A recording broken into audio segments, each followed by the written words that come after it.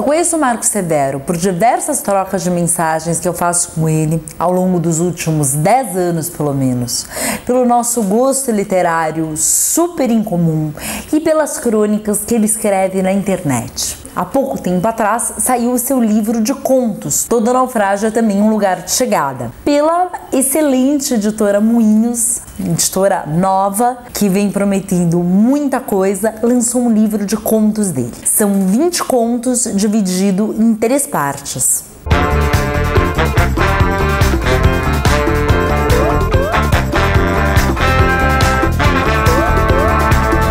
Para mim é especialmente difícil falar sobre contos aqui no Literatórios. É um gênero que eu gosto muito. Me parece contar o conto dos outros para as pessoas. Eu vou jogar spoiler, que eu vou começar a jogar coisas indevidas. É uma coisa muito gostosa, né? Se a gente pegar, por exemplo, contos de grandes escritores, todos os grandes escritores escreveram contos. A Academia Sueca, sem entrar em polêmica alguma, premiou uma grande contista, acredito que seja uma grande fonte de inspiração para o Marco Severo, que é Alice Munro. Quem não leu, vale a pena pegar qualquer livro dela e ler o primeiro conto que bateu os olhos, que vai ficar espantado com a qualidade daquilo. O Marco comentou comigo, né, quando enviou o livro, que quem sabe ele vai concorrer a um prêmio, um jabuti, a um prêmio importante daqui a uns 10 anos. Com a qualidade desse livro, eu acho que isso vai acontecer muito antes de 10 anos, inclusive se colocar Todo Naufrágio em alguns prêmios, se eles inscreverem, as chances são muito grandes. Eu vou ressaltar alguns que eu gostei bastante.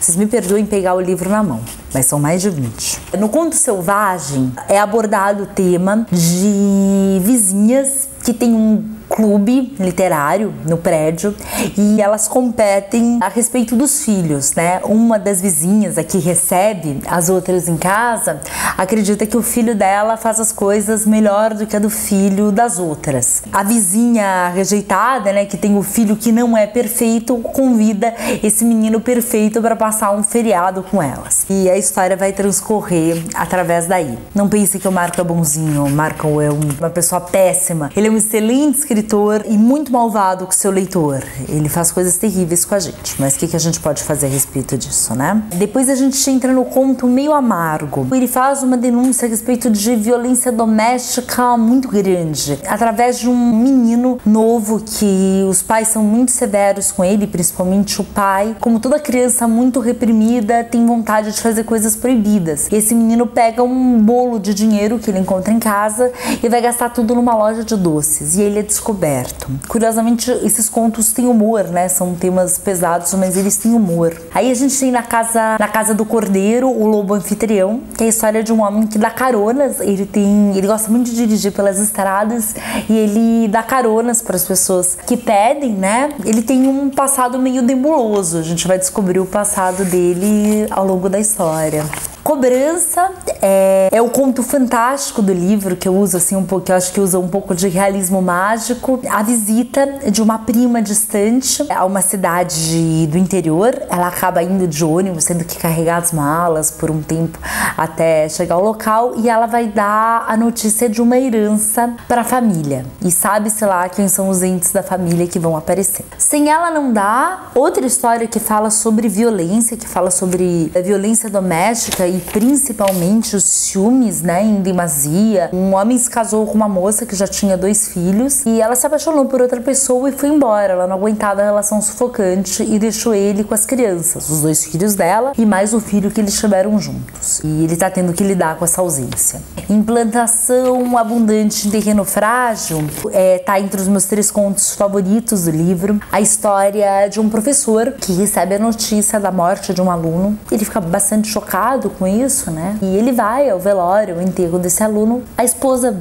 do aluno que morreu, a viúva, entrega uma carta para ele e fala que esse aluno deixou algumas missões, algumas funções para as pessoas que ele confiava muito. Entre essas pessoas está esse professor Otávio, que inclusive é um nome recorrente aqui dos personagens do Marco. Depois eu quero saber o motivo. E aí a gente vai desvendar a história, uma história de mistério muito boa, assim, escrita com uma elegância, uma coisa fantástica. O Museu Errático das Pequenas Virtudes é a história de uma mulher, uma senhora senhora já casada, que esse casal não teve filhos. Ao longo do tempo, eles já têm bastante idade, né, esse casal, o senhor vai apresentando o marido dela vai apresentando vários problemas de saúde, comuns à idade, comuns à má alimentação, e ele se sente mal tendo que tomar tantos remédios e deliberadamente ela começa a diminuir essa dose de remédios. Complicado. Em Sítio Arqueológico, a gente tem a história de um homem que leu em algum lugar que no passado as pessoas eram enterradas na posição que morreram, e ele faz esse pedido estranho, estapafúrdio à esposa. Ela tem uma missão bastante difícil pela frente. E aí a gente entra no meu conto favorito do livro, que chama O Jardim de Pedras. A princípio é a história de duas irmãs que vão visitar a mãe junto com o avô. Ela tá num casarão, elas vão junto com o avô, uma viagem de carro. A gente adentra uma história que pode ser um pouco de terror, um pouco de como as pessoas fazem de tudo, levam até os limites para manter as aparências,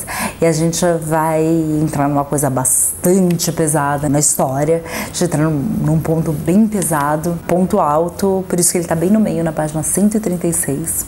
Entrando na segunda parte, a gente tem de início o delicado valor do fim. Conta uma história bonita, passada na década de 80, do primeiro videocassete na casa desse menino. Ele é um menino nascido um pouquinho antes disso, né? O pai leva o videocassete, no início tem aquele apego conjugal ao aparelho, depois o menino começa a mexer, a desvendar, logo ele vira um cinéfilo, e em seguida a sua tia, que tá mudando de profissão, que saiu do antigo emprego, resolve montar uma locadora, que na época era um negócio bastante rentável, e o menino passa a trabalhar com ela, a vida toda dele é dedicada a essa videolocadora, até os tempos de agora. É bonito, enfim, foi dele que eu marquei a parte que eu quero ler.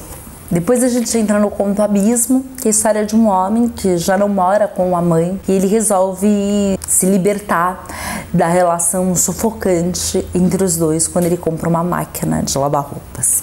Enquanto meu pai não vem, a história de um menino que fica esperando com a irmã o pai durante uma hora na saída da escola, e ele se apaixona pela mãe de um aluno. Ele se apaixona pela mãe de um colega. E para não contar o livro inteiro e deixar alguma parte para vocês, né, eu termino falando do conto chamado Litoral, a história de um homem que não queria ter filhos, ele tinha uma vida muito boa com a esposa, mas ela resolve engravidar. E ele não toma muito bem as responsabilidades de pai, apesar de não sair de casa, apesar de não fugir. Eu acho que a organização desses contos, eu não sei há quantos anos o autor escreve, mas ela foi muito bem feita, assim, ela foi feita com muito cuidado, né? A conclusão que eu chego ao livro é que o Marco toca em assuntos delicados, uma literatura forte, escrevendo coisas fortes, mas falando de assuntos pungentes. Ele exacerba alguns pontos para chamar a atenção do leitor. Pontos importantes, né? Como crueldade humana, a própria violência intrínseca dentro das cidades, a violência dentro das famílias, como as pessoas gostam de manter as aparências e fazem isso a todo custo,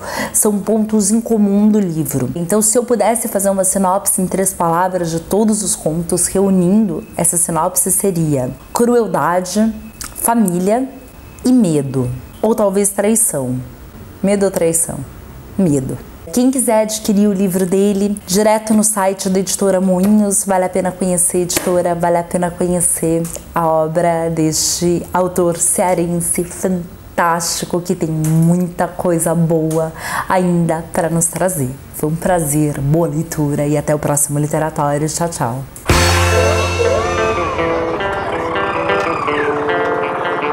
Às vezes, fico pensando no quanto fui privilegiado por ter conhecido, ainda em criança, a obra de tantos diretores grandiosos, de tantos atores talentosos, assim como a simples menção a títulos de filmes que foram especiais para mim durante os anos 80 ou 90 me fazem voltar correndo no tempo instantaneamente. Percebo, entretanto, que tudo que passei já não está mais tão nítido, como se eu enxergasse as coisas através de imagens de fitas VHS, já muito vistas, muito usadas.